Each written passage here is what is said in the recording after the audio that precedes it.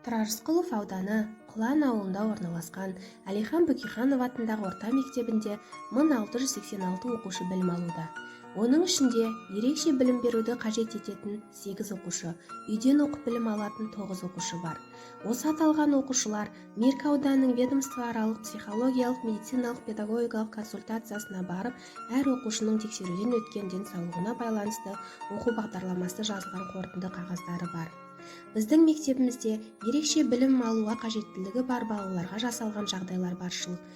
Атап айтсақ, пандус, кең есіктер, арнайы құрылғылар, саржолақтар, арнайы демалатын орындары бар.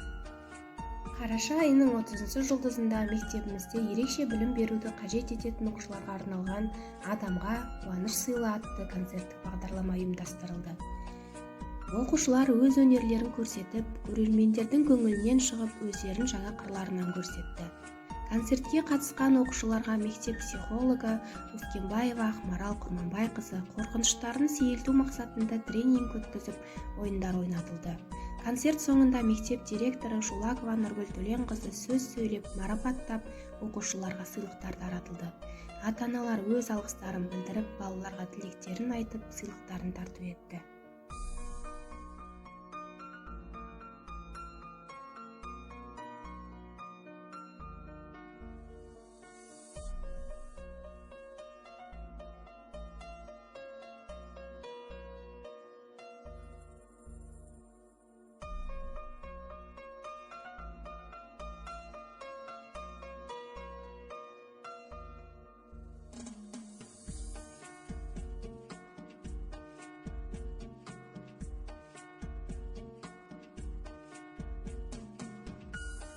Желтоқсан айының 28 жұлдызында аудандық білім бөлімінің бас маманы Бекбосынова Жанар Біртайқызының жетекшілігімен ерекше білім беруді қажет ететін оқушыларды тәрбиелеп отырған ата-аналарға арналған «Мен және менің жанұям» тақырыбында аудандық дөңгелек үстел ұйымдастырылды.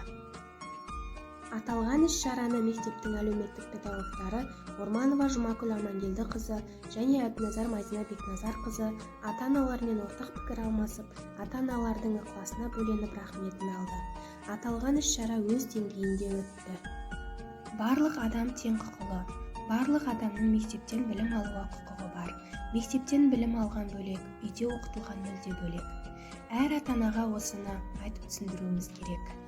Сол себепті ата-ана инклюзивті оқытылатын сыныптарға қарсы болмауы керек. Ел болам десең, бесігіңді түзе деген баланы дұрыс қалыптастыра білуіміз керек.